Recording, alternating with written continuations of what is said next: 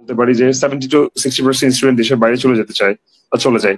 সেটা অন্য একটা আলাপ, ভিন্ন আলাপ হতে পারে এই অর্থে যে দেশের বাইরে চলে যাওয়ার কারণ হচ্ছে দেশে আহ উন্নত লাইফস্টাইল নাই, একই সাথে দুর্নীতি, নানা ধরনের অপরাজনীতি, এইসব নানা কারণে চলে যেতে চায়। বিচার হোক এবং বিচার কার্য চালাতে গিয়ে বা বিচার যখন চাইতে গিয়েছি সেই বিচারের চাইতে গিয়ে আবার আমরা আরেকবার হামলার শিকার হই এবং আমাদের হতাহতের সংখ্যা বেড়ে যায় এবং আমরা রাস্তার মধ্যে আমরা আমাদেরকে লাশ বানিয়ে তারপর হচ্ছে আমাদেরকে হসপিটালে পাঠানো হয়, আমাদেরকে মর্গে পাঠানো হয়, আমাদেরকে কবরে পাঠানো হয়। 110টি বেসরকারি বিশ্ববিদ্যালয় নিয়ে সম্মিলিত বেসরকারি বিশ্ববিদ্যালয় গঠিত।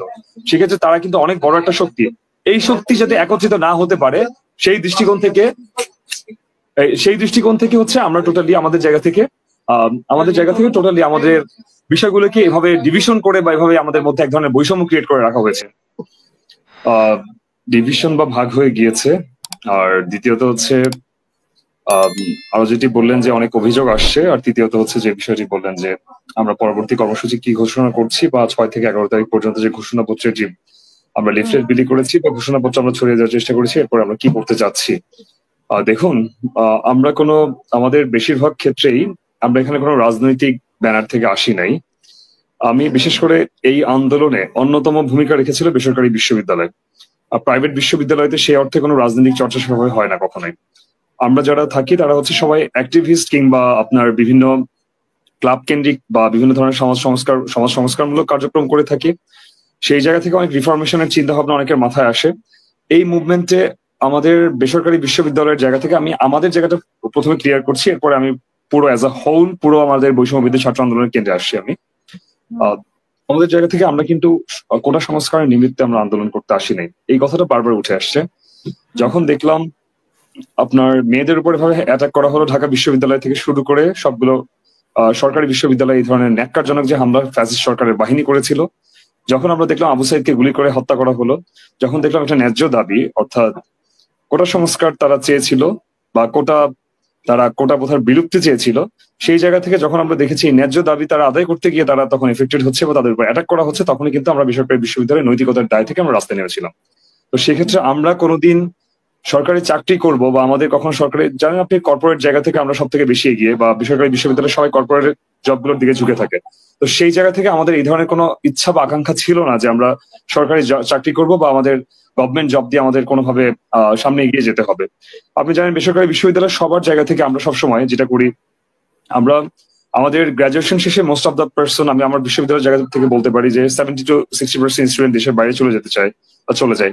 সেটা অন্য একটা আলাপ, ভিন্ন আলাপ হতে পারে এই অর্থে যে দেশের বাইরে চলে যাওয়ার কারণ হচ্ছে দেশে উন্নত লাইফস্টাইল নাই, একই সাথে দুর্নীতি, নানা ধরনের অপরাজনীতি, এইসব নানা কারণে চলে যেতে চায়। তো সেই জায়গা থেকে ওভারঅল চিন্তা করে কিন্তু বেসরকারি বিশ্ববিদ্যালয়ের শিক্ষার্থীরা 15 বা 10 জুলাই, যেদিনই আপনি বলেন, অফিসিয়ালি 15 জুলাই বা 16 জুলাই থেকে রাস্তায় নেমেছিল। তো সে অর্থে সেখান থেকে আমাদের বেসরকারি বিশ্ববিদ্যালয়ের মডেলটা সম্পূর্ণ ডিফারেন্ট ছিল এবং অনেকাংশে এটাই ছিল যে যখন এদের উপর এভাবে হামলা করা হলো, সেই হামলার বিচার কেন হচ্ছে না, সেই হামলার দায়ভার শেখ হাসিনা কেন নিচ্ছে না, নিয়ে কেন সেই বিচার বিভাগীয় তদন্তের মাধ্যমে, তদন্তের কোনো আসলে এভাবে বলাটা আসলে উচিত না আমার জায়গা থেকে, কারণ যেই বিষয় আমরা সচক্ষে দেখতে পেরেছি সেই জায়গা থেকে আমার কথা আসে এইভাবে যে কার কাছে আমি বিচার চাইবো, যার কাছে বিচার চাইবো সেই তো আমার উপর অ্যাটাক করছে, তার বাহিনী তো লেলুক বাহিনী তো আমাদের উপর অ্যাটাক করছে। তো সেই জায়গা থেকে তখন কিন্তু বেসরকারি বিশ্ববিদ্যালয়ের সামনে এগিয়ে আসে এবং 18 তারিখ যে ম্যাসাকার হয় 18 জুলাই, 17 তারিখ ঢাকা বিশ্ববিদ্যালয় অ্যাটাকের মাধ্যমে বর্ডার গার্ড বাংলাদেশ ঢাকা বিশ্ববিদ্যালয় হল গুলো ভ্যাকেন্ট করে ফেলে। 18 তারিখ আমরা বেসরকারি বিশ্ববিদ্যালয় ইন ফুল সুইং মাঠে আসি এবং একটা ম্যাসাকার হয়। তো এই জায়গা থেকে আমাদের মোটিভ গুলো কিন্তু সবার একটা জায়গায় সেম ছিল যে আমরা ফাইনালি কিন্তু গণ অভ্যুত্থানের যে ঘোষণা আসে সেটা কিন্তু সর্বপ্রথম বেসরকারি বিশ্ববিদ্যালয়ের শিক্ষার্থীরা দিয়ে থাকে, কারণ ঢাকা বিশ্ববিদ্যালয় 17 তারিখের পর থেকে তারা মাঠে তারা ওভাবে আসতে পারেন নাই। 18 তারিখ থেকে সম্পূর্ণ আন্দোলন স্বায়ত্তশাসিত ভাবে আমরাই চালিয়ে নিয়ে যাচ্ছিলাম এবং এই আন্দোলনের মেরুদণ্ড যদি ঘোষণা করা হয় সেটা বলতে হবে বেসরকারি বিশ্ববিদ্যালয়কে। তো সেই স্থান থেকে তাদের জায়গা থেকে মোটিভ আমাদের জায়গা থেকে পুরোটা কিন্তু সেম ছিল না। আমাদের জায়গা থেকে আমরা চেয়েছিলাম যে এই বিচার হোক এবং বিচার কার্য চালাতে গিয়ে বা বিচার যখন চাইতে গিয়েছি সেই বিচারের চাইতে গিয়ে আবার আমরা আরেকবার হামলার শিকার হই এবং আমাদের হতাহতের সংখ্যা বেড়ে যায় এবং আমরা রাস্তার মধ্যে আমরা আমাদেরকে লাশ বানিয়ে তারপর হচ্ছে আমাদেরকে হসপিটালে পাঠানো হয়, আমাদেরকে মর্গে পাঠানো হয়, আমাদেরকে কবরে পাঠানো হয়। তো সেই জায়গা থেকে আমাদের মোটিভ ছিল যে আমরা গণ অভ্যুত্থানের ঘোষণা দিয়েছি, স্বৈরাচারী ফ্যাসিস্ট শেখ হাসিনাকে নামতে হবে। নামার পরবর্তী করণীয় কি হবে বা কি ধরনের বিষয় হতে পারে বা ঘটতে পারে সেই বিষয় কিন্তু শুধু আমরা না, অনেকেই ওয়াকিবহাল ছিলেন না। কারণ 5ই আগস্ট যে শেখ হাসিনা চলে যাবেন বা শেখ হাসিনা তাকে ফ্যাসিস্ট শেখ হাসিনাকে যে পদত্যাগ করতে হবে, এই বিষয়টি 3 তারিখের আগ পর্যন্ত বা 2 তারিখের আগ পর্যন্ত কিন্তু আমরা সিউরিটি বলতে পারছিলাম না। সেই জায়গা থেকে বেসরকারি বিশ্ববিদ্যালয়ের মোটিভেশনের জায়গা থেকে আমরা কখনো, যে আমি শুরুতেই বললাম যে রাজনীতি করে আসি নাই বা ওই অর্থে রাজনৈতিক চর্চা আমাদের কাছে ভাবে ছিল না, সেই জায়গা থেকে আমাদের বিষয়গুলোকে টোটালি মেলবন্ধন করে বা সমন্বয় করে এক বেঞ্চে আনা বা একটা প্ল্যাটফর্মে আনাটা খুব সহসা কোনো বিষয় নয়। তো সেই জায়গা থেকে আমরা অনেকটা বেগ পেতে হচ্ছে। ডিভিশনের কারণ এটা একটি বিষয়।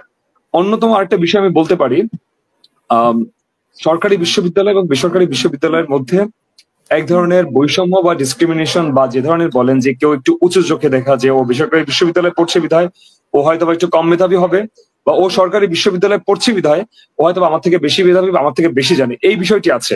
সেই সাথে আরো একটি বিষয় আছে, বেসরকারি বিশ্ববিদ্যালয়ের শিক্ষার্থীদের প্রতি এক ধরনের সরকার থেকে, এটি আমি বলবো সরকারের প্রিভিয়াস যে আমাদের ফ্যাসিস্ট রেজিমেন্টের সরকার ছিল তাদের থেকে এক ধরনের বিষ দৃষ্টি বা বিষ ঢেলে দেওয়া হয়েছিল, যে বেসরকারি বিশ্ববিদ্যালয়ে পড়ালেখা হয় না, এখানে জাস্ট টাকা দিয়ে সার্টিফিকেট কেনা হয়, এই ধরনের নানা ইস্যু ছিল।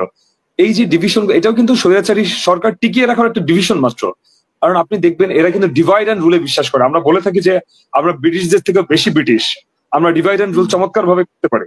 সেই জায়গা থেকে তারা এটিও একটি কারণ, বেসরকারি বিশ্ববিদ্যালয় 110টি বেসরকারি বিশ্ববিদ্যালয় নিয়ে সম্মিলিত বেসরকারি বিশ্ববিদ্যালয় গঠিত, সেক্ষেত্রে তারা কিন্তু অনেক বড় একটা শক্তি। এই শক্তি যাতে একত্রিত না হতে পারে সেই দৃষ্টিকোণ থেকে হচ্ছে আমরা টোটালি আমাদের জায়গা থেকে টোটালি আমাদের বিষয়গুলোকে এভাবে ডিভিশন করে বা এভাবে আমাদের মধ্যে এক ধরনের বৈষম্য ক্রিয়েট করে রাখা হয়েছিল। তো আমরা আমাদের জায়গা থেকে এই এত বড় একটি ডিভিশন, যে বেসরকারি বিশ্ববিদ্যালয়, সরকারি বিশ্ববিদ্যালয়, জাতীয় বিশ্ববিদ্যালয়, এই ডিভিশন গুলো এভাবে ক্রিয়েট হয়েছে। এছাড়া এখনো কি সেভাবে মানে বৈষম্য বিরোধী আসলে ছাত্রদের মধ্যে বৈষম্য তৈরি সেই জায়গাটাতে এখনো আছে কিনা, সেই জায়গাটাতে এখনো আপনারা আছেন কিনা? হ্যাঁ, এই জায়গা থেকে আমাদের মধ্যে এখন পূর্ববর্তী যে সময় যে ধরনের বিষয়গুলো পরিলক্ষিত ছিল, যে আমাদের মধ্যে এক ধরনের ডিভিশন ক্রিয়েট হতো, সেটা এখন অনেকাংশে কিছুটা হলে মিটিগেট করা সম্ভব হয়েছে। আসলে এত লম্বা সময়ের একটি বিষয় তো 1 আর 2 দিনে তো সম্ভব হয় না যে সলিউশন করা পসিবল হবে। আর তাছাড়া আপনি জানেন যে 1921 সালে প্রতিষ্ঠিত হওয়া ঢাকা বিশ্ববিদ্যালয়ের আপনার রাজনৈতিক ইতিহাস অনেক বড় এবং অনেক বিপুল। তো সেই জায়গা থেকে বেসরকারি বিশ্ববিদ্যালয়ের রাজনৈতিক ইতিহাস চিন্তা করতে গেলে আমরা বেশ কয়েকটি মাত্র মুভমেন্ট করতে পেরেছি। 2015 সালে নোভেট করেছি, 2018 সালে নিরাপদ কোটা সংস্কার আন্দোলন করেছি। আমাদের আন্দোলনের ইতিহাস খুব সীমিত। মাত্র 1992 সালে প্রতিষ্ঠিত হওয়া বেসরকারি বিশ্ববিদ্যালয় সর্বপ্রথম নর্থ সাউথ বিশ্ববিদ্যালয়ের মাধ্যমে প্রতিষ্ঠিত হয়।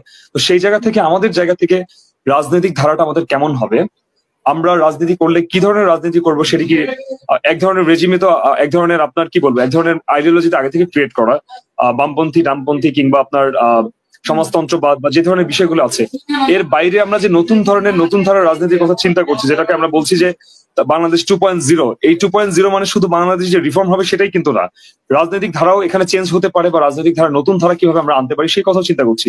তো সেই জায়গা থেকে বেসরকারি বিশ্ববিদ্যালয়ের রিপ্রেজেন্টেশন কিরকম আসবে, সেই বিষয়গুলো নিয়ে আসলে অনেকটাই আমরা দ্বিধাদ্বন্দ্বের মধ্যে থেকে যাই, এবং সেটি আসলে স্টার্ট আউট করা এত কম সময় আসলে সম্ভব হবে না। আর তাছাড়া আমি শুরুতে বললামই, এত লম্বা সময় একটা বৈষম্য যেটা চলে আসছে প্রাইভেট পাবলিকের মধ্যে, সেই বিষয়টা এখনো পরিলক্ষিত হচ্ছে।